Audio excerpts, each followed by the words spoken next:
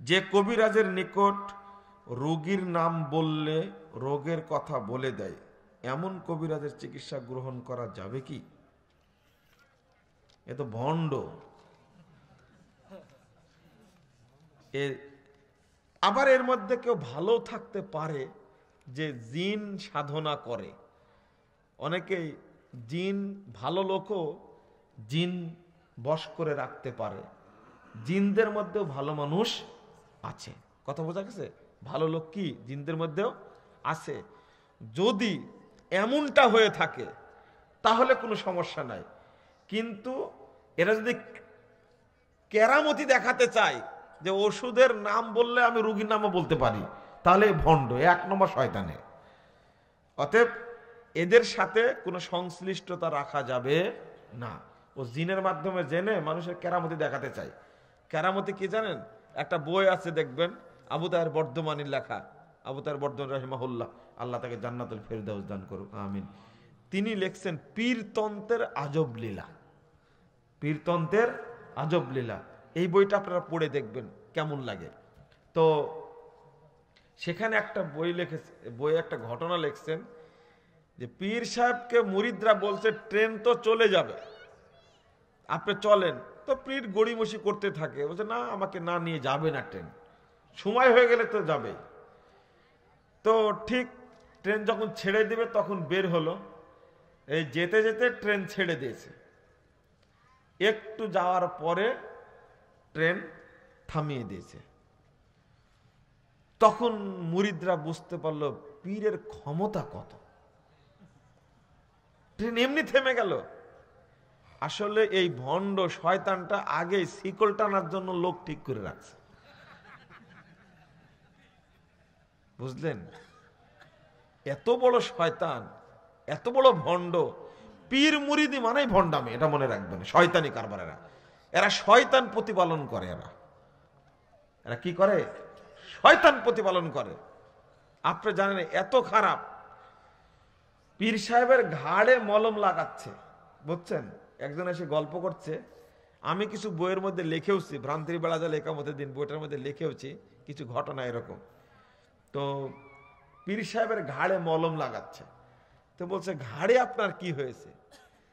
তো বলছে যে আমার এক মুরিদ এই আটলান্টিক মহাসাগরের জাহাজে আটকে পড়ে গেছিল জাহাজটা, তো আমি ঘাড় বাঁধায় জাহাজটা উদ্ধার করে দেওয়ার কারণে ঘাড় ব্যথা হয়ে গেছে। আচ্ছা, শয়তানেরও তো একটা মানে লিমিটেড আছে। এ কত বড় শয়তানে! আপনি আরো কিছু শুনবেন,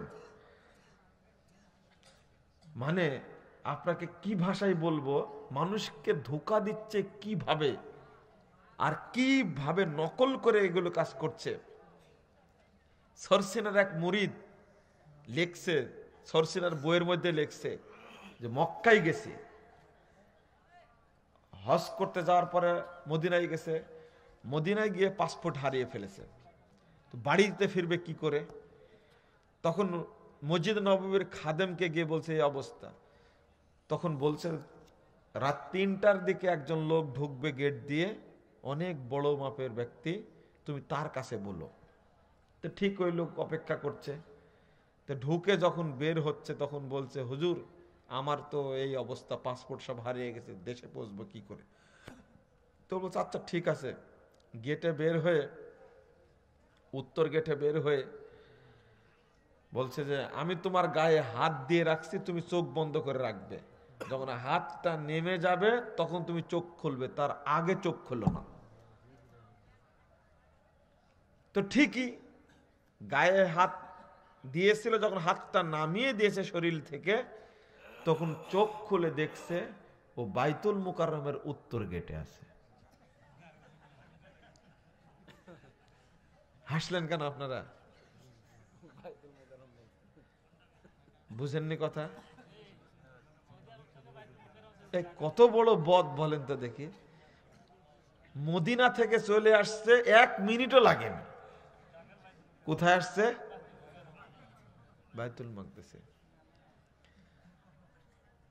তো এই ব্যাকুব আবার ব্যাখ্যা দিয়েছে জিন যদি এক পলকে বিলকিসের সিংহাসন নিয়ে এসে হাজির করতে পারে সুলাইমানের কাছে, তাহলে জিনের চেয়ে মানুষের শক্তি বেশি। মানুষ কেন বাংলাদেশ থেকে গিয়ে পীর সাহেব কেন মক্কায় 5 ওয়াক্ত সালাত আদায় করতে পারবে না? এ কত বড় খারাপ বলেন তো দেখি। ইবলিস পারবে এর সাথে? মনে হয় পারবে না। ইবলিস পারবে না, ইবলিসও পারবে না। ইবলিসের তো বুদ্ধি হয়নি এখনো। এইভাবে মানুষকে পথভ্রষ্ট করাবে, বুদ্ধি হয়নি এখনো। এত খারাপের খারাপ ও ব্যাখ্যা দিয়েছে। বলেন তো মানুষের শক্তি না বেশি, জিনের শক্তি বেশি? জিনের শক্তি বেশি না? মানুষের শক্তি আছে ওরকম জিনের মতো? তো বলছে জিন যদি পারে তা মানুষ কেন প্রতি ওয়াক্তে? ওর হুজুরে কেবলা নাকি সিলেট থেকে যায়, প্রতি ওয়াক্তে মক্কায় সালাত আদায় করে চলে আসে। এই কত বড় ইবলিস! এইভাবে মানুষকে প্রতারণা দেয়, ধান্দাবাজি করে। একজন চরমুনার মুরিদ সুন্দরবনে কাঠ কাটতে গেছে, যার পরে বাঘ আক্রমণ করেছে। তখন বাঁচবে কি করে? এই কেরামতিগুলো ওদের বই থেকে পড়ে পড়ে আমি উল্লেখ করেছি ভক্তদের বোঝানোর জন্য, যে তোমাদের চোখে ধুলা দিয়েছে শয়তান, পেশাব করে দিয়ে তোমাদের আসল চোখটাকে নষ্ট করে দিয়েছে বলে এই সমস্ত ভণ্ড শয়তান পীরে তোমরা আনুগত্য করে থাকো। বুঝানোর জন্য আমি ঘটনাগুলো তুলে ধরেছি। তারপরে বাঘ যখন আক্রমণ করতে আসছে তখন বলছে, আমি পীরের দোহাই দিয়ে বলছি বাঘ তুমি বাঁচাও আমাকে, পীরের দোহাই দিয়ে, পীরের ওসিলাই। তখন বাঘের সামনে একটা কেতলি, চায়ের কেতলি খুব জোরে উঠছে আর নামছে, বাঘ ভয়ে দৌড় দিয়েছে। আচ্ছা এই ঘটনায় কি সত্য বলেন তো দেখি? এই কেতলিকে বাঘ কিছু মনে করবে? আগে ওকে খাবে। তখন যেহেতু বাঘের আক্রমণ থেকে বেঁচে গেছে, এই বদটা চলে গেছে পীরের দরগায়। যাওয়ার পরে দেখছে, এখন ঘটনা বর্ণনা করছেন যে হুজুর আপনার দোহাই দিয়ে কালকে বাঘের আক্রমণ থেকে বেঁচে গেছি।